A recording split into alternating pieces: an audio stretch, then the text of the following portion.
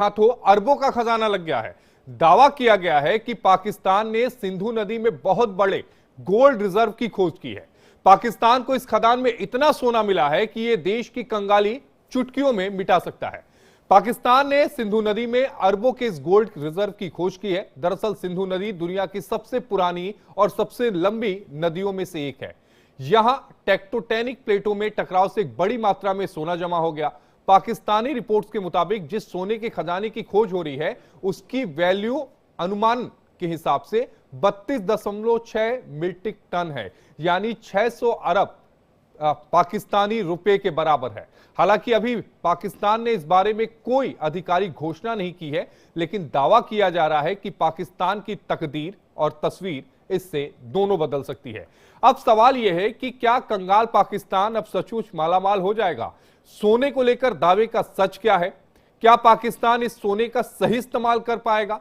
बलूचिस्तान में ये सोने की खदानें मिली हैं, जहां बलूच लिबरेशन आर्मी लगातार पाकिस्तानी सोने पर हमले कर रही है।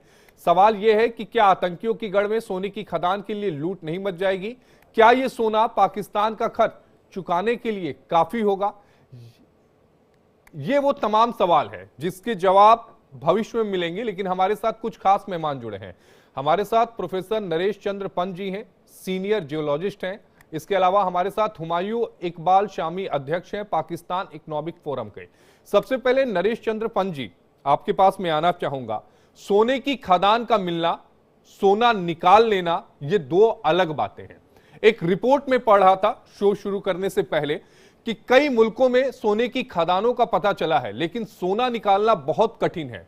करीबन 90% ऐसे मामले हैं जहां पर सोना निकाला ही नहीं जा सकता। केवल 10% ऐसे मामले आए हैं जहां पर हुकूमत ने सोना निकालने में कामयाबी हासिल कर ली है।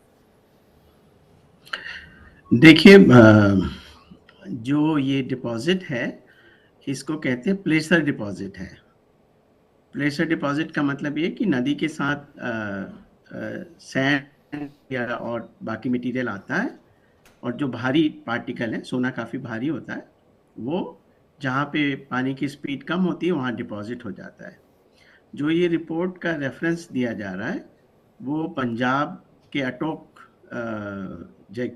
जगह की है, जहाँ पर जियोलॉजिकल सर्वे ऑफ पाकिस्तान की एक रिपोर्ट का रेफरेंस है। मैंने वो रिपोर्ट नहीं पढ़ी, एक रेफरेंस है कि 32 किलोमीटर के एरिया में उन्होंने ये प्लेसर डिपॉजिट की या सैंड की पहचान की है, और उसमें उन्होंने इतना सोने का एस्टिमेट किया है। इसकी डिटेल्स नहीं मालूम है, तो मैं इसके बारे में तो बहुत ज़्यादा कमेंट नहीं कर सकता। मगर मैं ये बताना चाहूँगा कि ये जो रिवर प्लेसर डिपॉजिट का रिपोर्ट पहले से भी है। इससे ऊपर करीब 56 किलोमीटर अपस्ट्रीम में नौशेरा में भी माइनिंग की रिपोर्ट्स थी पहले। कुछ पाकिस्तान न्यूज़पेपर्स में भी ये रिपोर्ट्स थी।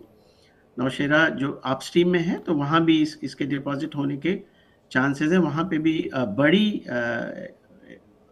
मशीनें लगा के सैंड का एक्सप्लोरेशन हो रहा था, जिसे इकोलॉजिकल कंटेक्स्ट वगैरह में लोगों ने डिस्कस किया था। तो जब तक और डिटेल्स नहीं आती, मगर ये है कि इसकी ग्रेड या टनेज क्या है, टोटल ये क्या है, जब तक ये नहीं आता तब तक इसके बारे में आगे कुछ कहना मुश्किल होगा। मगर ये रिपोर्ट का रेफरेंस जो दिया जा रहा है, टाइम्स ऑफ इंडिया की जो पुरानी वो थी, वो जियोलॉजिकल सर्वे ऑफ पाकिस्तान का है। तो डेफिनेटली कुछ ना कुछ एस्टिमेट प्रोसेस या साइंस बेस्ड होंगे, जिसके बेसिस पे एस्टिमेट किया गया है। हम किन चरणों में इसकी खुदाई होती है, गोल्ड माइनिंग कैसे की जाती है, हम इस पर आएंगे नरेश पंत जी। लेकिन चूंकि हमारे साथ हुमायूं इकबाल शामी जी भी जुड़ गए हैं, पाकिस्तान इकोनॉमिक फोरम के वो हैं, आपका बहुत स्वागत है इंडिया डेली में। हुमायूं जी, एक बात बड़ी स्पष्टता से मैं जानना चाहूंगा कि इस सोने के भंडार को मिलने के बाद पाकिस्तानी हुकूमत के चेहरे तो खिल गए होंगे जाहिर तौर पर, लेकिन इस बात का भी उन्हें अंदेशा होगा कि जहां ये सोने की खदान मिली है वो बलूच आर्मी से या फिर अफगानिस्तान की सीमा से सटा हुआ हिस्सा है, जहां पर आए दिन आतंकी घटनाएं होती हैं। एक बड़ी चुनौती होगी हुकूमत के लिए कि सोने को कैसे निकालेंगे। पहले तो मैं आपको ये बता दूं कि ये जो सोने की ये जो आप जिस बात कर रहे हैं, ये सिंध से जो है, हमारा रिवर सिंध है, वहां से निकलता है। इसका ना बलूचिस्तान से तो ये कई हजार किलोमीटर दूर है, और अफगानिस्तान से पूरा ये, क्योंकि पंजाब के अंदर आता है, ये केपी प्रोविंस है, पंजाब की कोई बाउंड्री भी अफगानिस्तान से नहीं मिलती, तो इस लिहाज से ये बहुत दूर है, वहाँ अफगानिस्तान के भी बॉर्डर से शायद ये कोई तकरीबन 300-400 किलोमीटर दूर है। तो इस लिहाज से उसमें कोई ऐसी खतरे वाली बात नहीं कि उस इलाके में किसी किस्म का कोई सिक्योरिटी इशू है। तो वो तो पहली बात तो मैं आपको क्लियर कर दूं। आप शायद जिसकी बात कर रहे हैं वो बलूचिस्तान में रैकोडेक का इलाका है, लेकिन वो भी रैकोडेक का जो इलाका है वो भी असल में इतना दूर है वहां से जहाँ पे बलोच इंसर्जेंसी है। वहाँ रैकोडेक के इलाके में कोई ऐसी इंसर्जेंसी भी नहीं है। कुछ इलाकों में बलूचिस्तान के छोटे छोटे स्पॉट्स हैं जहाँ पर ये है, जहाँ पर वो कुछ लोग हैं। आपको मालूम है कि आपके इंडिया में भी कितने ऐसी स्टेट्स हैं जहाँ पर इस किस्म की इंसर्जेंसी हो रही है। नहीं नहीं, इंडिया में ऐसी तो नहीं है, इंडिया में ऐसा नहीं है।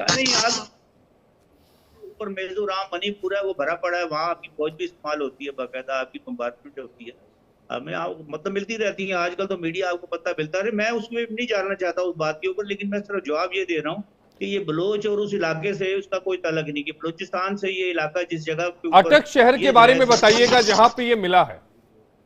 अटक है ये इस्लामाबाद से, ये कोई ज्यादा से ज्यादा दरिया सिंध की तरफ जाए तो कोई 40-50 किलोमीटर होगा इस्लामाबाद से ये जगह जो है। तो ये अफगानिस्तान के बॉर्डर से भी ये कोई 300-400 किलोमीटर है, दूर है, ज्यादा है बल्कि। और बलूचिस्तान से तो खैर 1000-1500 किलोमीटर का फासला है इसका, तो इस लिहाज से वहां नहीं है। अब मैं थोड़ी सी इसके बारे में मैं बता दूं आपको, ये क्या है, ये दरिया सिंध जो आता है आपको मालूम है, ये तिब्बत से चलता हुआ लद्दाख, फिर उसके बाद पाकिस्तान में स्कर्दू में आता है।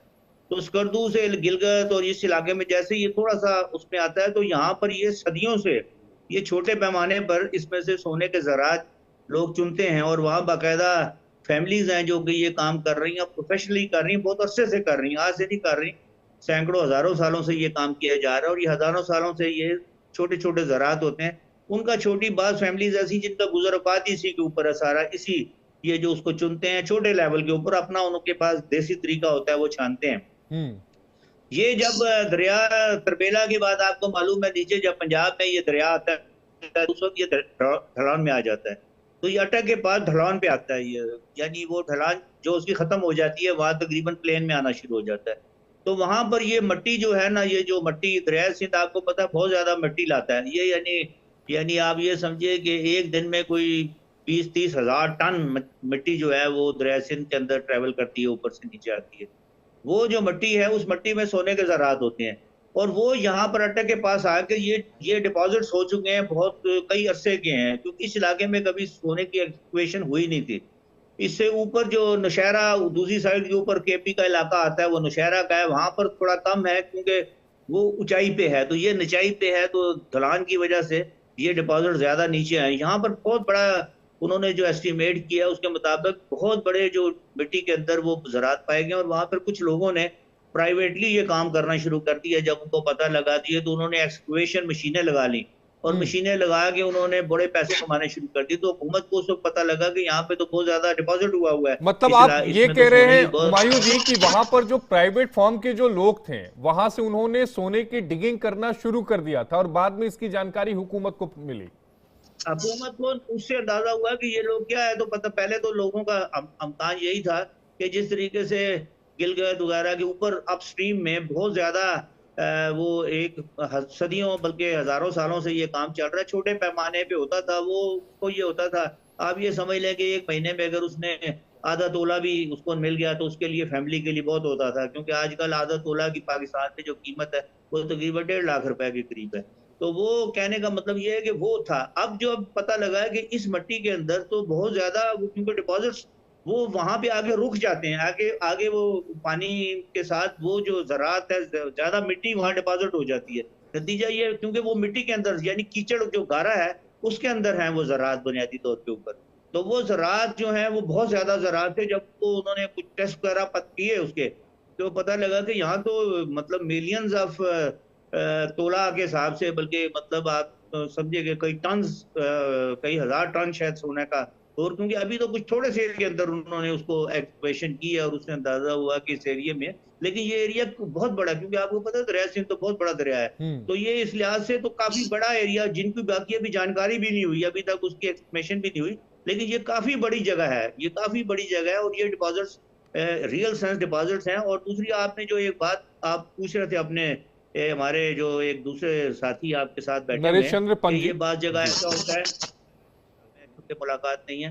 तो वो मैं ये कहना ये चाह रहा था कि ये जो आपका वो कहना था कि जी बहुत सी जगहों के ऊपर सोने के डिपॉजिट्स होते हैं लेकिन वो अनइकोनॉमिकल होते हैं, वो बिल्कुल सही कह रहे हैं। पाकिस्तान में इस किस्म की बहुत सारी साइट्स बलूचिस्तान के अंदर है जहाँ पर ये कि ओपन एरिया है और वहां से डिगिंग की जाती है और बड़ी गहरी डिगिंग करके निकाला जाता है और उसकी प्रोसेसिंग बड़ा मुश्किल होता है। लेकिन ये जो सोना है ना, और फिर सोने को निकालना उसके लिए रिफाइनिंग चाहिए होती है, तो वो रेकोडैक वाला जो इशू है वहां पर यही कुछ होगा कि वहां पर वो डिगिंग की जाएगी, डिगिंग करके उस पूरी मिट्टी को ले जाया जाएगा बाहर रिफाइनरी में, और कहीं पर जो जहां भी दुनिया में लगी हुई है वहां से रिफाइन होके आएगा। जबकि ये सोना जो है ये उस तरह का नहीं है। एक तो ये बहुत ज्यादा गहराई में नहीं है, अलबत्ता स्प्रेडेड है, और ये कच्ची मिट्टी है क्योंकि कीचड़ है सारा, उसको डिग करना भी बड़ा आसान है। तीसरा ये है